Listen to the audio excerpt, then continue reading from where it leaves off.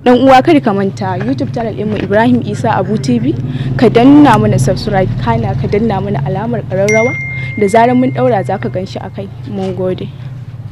Alayhi salam, jusqu'à ce qu'on souffle dans la trompette mieux que 10 fois, le dernier des derniers.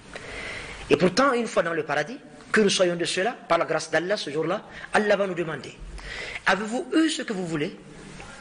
Nous répondrons que oui, je l'espère. N'avez-vous rien oublié? Il y a Allah rien. Alors le Seigneur dira: mais vous ne m'avez pas encore vu. C'est en ce moment et en ce moment seulement qu'Allah va faire tomber le voile qui couvre sa majesté. Et lorsque nous croiserons le regard avec notre Seigneur, nous allons oublier, chers frères, chères sœurs, qu'Allah fasse miséricorde, nous allons oublier le paradis et tout ce qu'il contient, tant croiser le regard avec le Seigneur est de loin, de bien loin, de très loin, plus sublime, plus intéressant que le paradis et tout ce qu'il contient. Seigneur, ne nous prive ni de la chance, ni du privilège de croiser le regard avec ta face resplendissante, auréole de majesté et de gloire, dans les étages supérieurs de ton paradis al-Firdaus, Ya Rabbal Alamin. En parlant de pleurer, le Messaïd d'Allah sallallahu alayhi wa sallam, pour votre information, a également dit que les yeux qui ont pleuré, en mentionnant Allah, en faisant le zikr d'Allah, en se souvenant d'Allah, seuls, en privé, ces yeux ne verront jamais le feu de l'enfer. Revenons à Shu'aib alayhi salam. Lorsque Shu'aib invita son peuple à revenir à Allah, avec tous les arguments à sa disposition, leur réponse fut la suivante. Je pense que maintenant vous êtes un peu vaccinés, vous avez compris comment les peuples idolâtres, impies, incrédules, négateurs ont réagi devant les messagers, les prophètes qui ont été envoyés à eux par le Seigneur de l'univers. La même réaction va s'opérer avec les idolâtres de la Mecque. Ils diront au Messaïd d'Allah sallallahu alayhi wa sallam: si ce Coran est la vérité tel que tu le prétends, Allah n'a qu'à faire descendre sur nous une pluie de pierres ou un supplice douloureux. Comme ça a été le cas avec le peuple de Lut, le peuple de Nuh, le peuple de Hud, le peuple de Shu'aib. Alayhimus salatu wassalam. Mais, nous, parlons. Leur réponse fut la suivante. La réponse du prophète Shu'aib alayhi salam. Mais pour toute réponse, annonce le Coran, les chefs de son peuple enflés d'orgueil. Allah dit que l'orgueil est mon manteau. Quiconque cherche à s'en couvrir, je l'écrase. Que nous ne soyons pas de ceux-là. Enflés d'orgueil, répliquèrent: Ya Shu'aib, ô Shu'aib, nous te chasserons de notre cité, ainsi que ceux qui ont cru en ta mission, à moins que vous ne reveniez à notre culte. C'est la même chanson en réalité. Hein. Sa'd bin Abi Waqqas, radiallahu anhu, Sa'd bin Abi Waqqas, radiallahu anhu, quand il a embrassé l'islam, il fait partie des 10 qui ont eu la bonne nouvelle du paradis, de leur vivant sur terre. Sa mère va observer une grève de la faim et dire: tant que mon fils ne revient pas à la religion de ses ancêtres, je vais observer la diète jusqu'à ce que mort s'en suive. On viendra dire à Sa'd bin Abi Waqqas: ta mère est dans un état très difficile. Il ne va pas réagir. On viendra lui dire que ta mère est à l'article de la mort. Il va la trouver et lui dire: Ya Amata, ô maman, si Allah devrait te donner 100 âmes et qu'on devrait te les retirer les unes après les autres, sache maman que je ne suis pas prêt à abandonner ce bonheur vers lequel Allah m'a conduit. N'oublions pas que, eh bien, la parenté par Dieu, la parenté par Allah, peut être plus forte que la parenté par le sang et par les alliances. Eh bien, nous continuons avec le verset, toujours dans le même verset. Comment répliqua Shu'aib?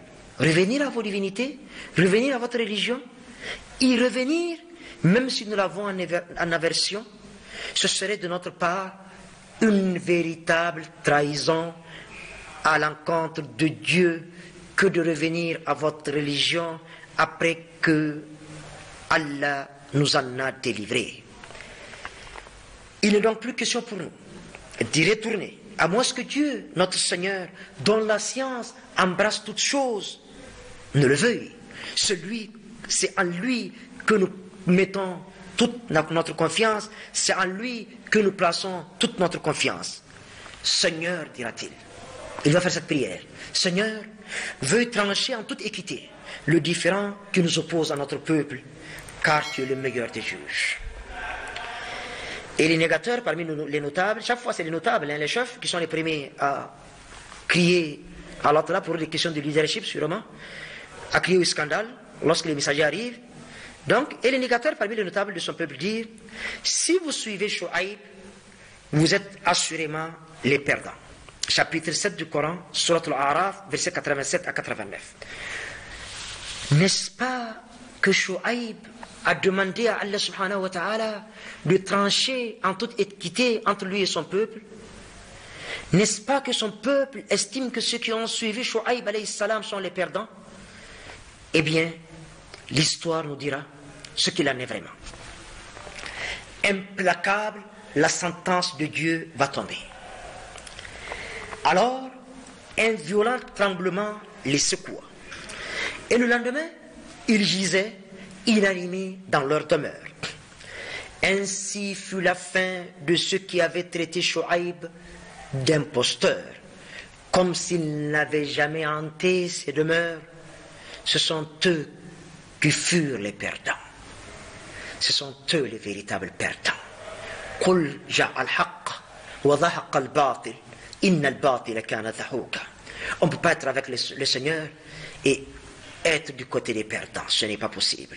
Dis la vérité est apparue, le mensonge va disparaître parce que le mensonge est appelé à disparaître. La vérité, peu importe le temps qu'elle mettra pour triompher, la vérité finira par triompher parce que la vérité est avec le Seigneur de l'univers. Et le mensonge, peu importe le temps qu'il aura à sévir sur terre, et peu importe ses sponsors, le mensonge est appelé à périr et céder la place à la vérité. Qu'Allah fasse triompher la vérité partout à travers la terre, peu importe à qui ça profitera. Lorsqu'Allah voulut punir les Madianites, tel qu'on vient de le voir, Surat Al-A'raf, versets 91 et 92, il se fit sentir dans la ville une grande chaleur, suffocante, asphyxiante, insupportable, insoutenable, sans répit, de nuit comme de jour. Moi, assez souvent, pour chahuter les uns et les autres, j'ai dit que, écoutez, si le tonnerre se met à gronder et qu'il y a des éclairs dans le ciel, que tout est sombre, pendant 4 heures de temps, et qu'Allah dise, prosternez-vous, ceux qui ne prient pas seront les premiers à se trouver face contre terre. Eh bien donc, que va-t-il se passer justement? Alors, ils sortirent de la ville et trouvèrent un lieu où un épais nuage obscurcissait le ciel. Mais imaginez un peu, les gens qui sont accablés par la chaleur, qui sont en train d'étouffer, et qui voient un nuage, pour eux, c'est signe annonciateur d'une pluie. Ils viennent se regrouper, s'agglutiner sous ce nuage. Mais ils ne savent pas quel sort Allah leur réserve. Que va-t-il se passer? Ils crurent trouver justement un refuge sous ce nuage qui semblait s'interposer entre le soleil et la terre. Les femmes, les vieillards, les enfants et les impotents, eux quand même, préféraient rester en ville, estimant que dans leur chambre, il y faisait un peu plus frais. Au lieu de les soustraire des rayons d'ardent du soleil, du nuage, un feu surgit et s'abattit sur ceux qui s'y abritaient, les carbonisant comme des poissons plongés dans une huile extrêmement chaude. Comme des poissons placés sur une plaque de fer portée à incandescence. Et Gabriel, alayhi salam, Jibril, alayhi salam, poussa un cri retentissant qui extermina cette fois-ci tous ceux qui s'étaient réfugiés dans les chambres ou dans n'importe quel abri. Tous tant qu'ils sont. Un seul cri de l'ange Jibril. Un seul cri de l'ange Jibril suffit aujourd'hui pour anéantir la terre, pour finir avec la terre. Heureusement, au mois de Muhammad sallallahu alayhi wa sallam, Allah a promis, sa promesse est toujours vérité, il n'est pas question de nous exterminer. Qu'Allah soit loué et qu'il le soit en toutes circonstances. Pas d'abri possible, point de refuge, si ce n'est vers ton Seigneur. Kalla la wadhar ila rabbika yawma izin al mustaqar. Allah, en décrivant les cataclysmes qui précèdent le jour J, l'homme demande, enflé d'orgueil, à quand le jour de la résurrection? Ayyana yawmul qiyamah. Fa'idha bariqa al-basar, wa khasafa al-qamar, wa jumi'a al-shams wal-qamar, yaqulu l'insanu yawma idhin ayna al-mafar, kalla la wadhar, ila rabbika yawma idhin al-mustaqar. L'homme demande à quand le jour de la résurrection d'un air suffisant. Eh bien, Allah lui donne la réponse. Surat al-Qiyamah. Lorsque la vue sera éblouie, lorsque la lune va s'éclipser, lorsque le soleil et la lune seront regroupés, ce jour-là, l'homme doit demander où fuir. Eh bien, point de refuge, si ce n'est vers ton Seigneur, le Seigneur de l'univers. Eh bien, lorsque notre ordre fut lancé, dit le Coran, nous sauvâmes Shu'aib et ceux qui partageaient sa foi par un effet de notre miséricorde. On vient de le voir, tous ont été exterminés. Femmes, vieux, vieillards, enfants, malades, impotents, tous tant qu'ils sont. Les hommes ont laissé d'ailleurs les leurs. Eux, ils ont vu un nuage, ils estiment que bon ben, de l'autre côté se trouve le salut. Ils abandonnent femmes et enfants à la maison et vont se réfugier sous le nuage. Ça fait plusieurs jours déjà. Une chaleur suffocante, insupportable. Et là, on vient de le voir, du nuage, un feu va surgir pour les carboniser. Et ceux qui sont à la maison, qui croyaient être à l'abri quand même, un cri de l'ange Jibril va les exterminer. Ils seront tous inanimés. Va retirer leurs âmes, tous ensemble, comme un seul homme. La sentence d'Allah est implacable, incontournable. Ses arrêts irrévocables. Même si sa miséricorde est infinie, sa clémence est infinie. S'il vous plaît. Allah nous apprend dans la glorieuse révélation que ceux qui avaient accusé Shu'aib d'imposteur et son message d'imposture périrent tous.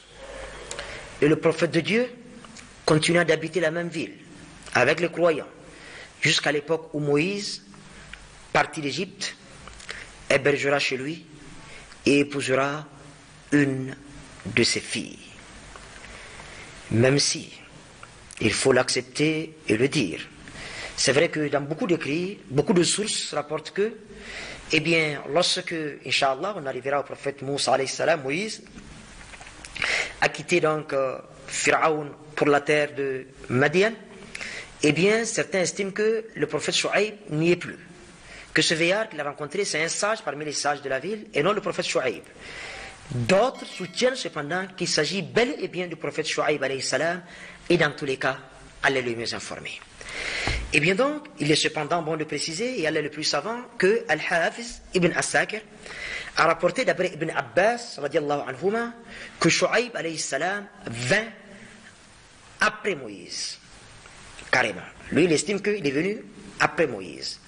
D'autres estiment qu'il a vécu avant lui, et au moment où il a été chassé d'Égypte, il viendra donc en terre de Madian, y habiter, vivre pendant une dizaine d'années, en paissant les animaux justement du prophète Shu'aib alayhi salam, de qui il va épouser l'une des filles. Et d'après Wahab ibn Munabbah, Shu'aib et les croyants qui l'accompagnaient moururent à la Mecque, la mère des cités. Et leur tombe se trouve actuellement à l'ouest de la Kaaba, entre Dar al-Nadwa et Dar Bani Saham. Eh bien, vous pouvez aisément constater que, selon qu'on se retrouve dans les chroniques de Tabari, selon qu'on va dans l'exégèse d'Ibn Kathir, ou dans d'autres exégèses du Coran, il est clair que des efforts ont été faits par les ulémas avant nous. Que pratiquement, ils ont très sincèrement fait un effort considérable. Et ils nous ont offert la science, le savoir, la connaissance sur un plateau d'or, sur un plateau doré, qu'Allah leur donne la plénitude de la récompense. En réalité, nous ne faisons que puiser et venir porter le message à vous. Et nous prions Allah subhanahu wa ta'ala justement que pour tout ce que nous avons dit, qui cadre avec la vérité, tel que révélé dans le Coran et expliqué par la Sunna, qu'Allah nous fasse partager la récompense. Il arrive qu'il y ait des erreurs. Toute œuvre humaine est perfectible. Le Messager d'Allah sallallahu alayhi wa sallam dit que tous les fils d'Adam commettent des péchés. Les meilleurs de ceux qui commettent des péchés sont ceux qui se repentent. Et il nous dit d'ailleurs que si nous cessions de commettre des péchés sur terre, Allah va nous faire partir tous et amener les gens qui vont commettre des péchés. Parce que Allah se dit, celui-là qui reçoit le repentir, qui aime pardonner, et ses attributs doivent être opérationnels. Même nous, quand on veut s'acheter un véhicule, si on a les moyens, on le fait. Et selon les options que nous voulons, surtout quand nous sommes suffisamment riches. À partir de l'usine, déjà on dit ce qu'il y a lieu de faire. Le Seigneur aime pardonner. Et pour pardonner, il faut qu'il y ait des gens qui commettent des péchés. Mais de grâce, ne tombons pas dans les grands péchés. Aussi longtemps que nous ne tomberons pas dans les grands péchés, Allah passera l'éponge sur nos petits péchés et va nous ressusciter dans un endroit honorable, qu'il en soit ainsi à Rabbal Alamin. Eh bien, s'il y a des erreurs, et c'est possible, dans ce que je viens de vous communiquer, elles ne viennent pas du Coran.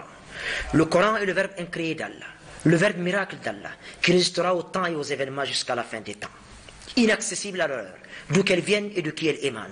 Une révélation du Seigneur éminemment sage et d'une des louanges. S'il y a des erreurs, elles ne proviennent pas de la sunna, du Messager d'Allah sallallahu alayhi wa sallam. Allah a dit, Surat An-Najm, chapitre 53, verset 4, وَمَا يَنْتِقْ عَنِ الْحَوَىٰ إِنْ هُوَ إِلَّا وَحْيٌ يُوحَىٰ. Que Muhammad ne parle pas sous l'emprise de sa passion, tout ce qu'il dit est d'inspiration divine. S'il y a des erreurs, c'est qu'elles viennent de moi-même, qu'Allah nous pardonne. Portez-nous dans vos cœurs et dans vos prières, pendant ce mois béni de Ramadan, au moment de la rupture du jeûne, mais également partout en toutes circonstances. Pensez à nous, pensez à votre cher pays, le Niger, pensez à ses dirigeants, pensez à la Ummah de Muhammad sallallahu alayhi wa sallam, pensez aux habitants du monde entier, afin qu'au-delà des frontières, qu'au-delà des chauvinismes nationaux, qu'au-delà des barrières raciales, qu'Allah nous permette justement de les terrasser et de faire en sorte que nous nous retrouvions tous ensemble, en tant que frères, en tant que sœurs, tous issus de Adam et de Hawa, dans un monde uni et prospère. Qu'Allah arrose le Niger et toutes les terres fertiles d'un hivernage fécond, et qu'Allah mette sa baraka dans les récoltes qui vont suivre, afin que ces récoltes nous permettent de tenir jusqu'à d'autres récoltes, sans que nous soyons obligés de tendre la main à l'étranger pour nous nourrir, ya Rabbal Alamin. Qu'Allah fasse que de nos œuvres, les meilleures soient les dernières, de notre vie, le meilleur soit sa fin, de nos jours, le meilleur soit ce jour-là, où nous aurons à croiser le regard avec sa face resplendissante, auréole de majesté et de gloire. Que la paix, la grâce, la miséricorde, les bénédictions et la protection d'Allah soient sur vous, qu'elles soient sur le Niger et son peuple, qu'elles se répandent, ya Rabbal Alamin, sur l'univers tout entier. Assalamu alaikum wa rahmatullahi wa barakatuh.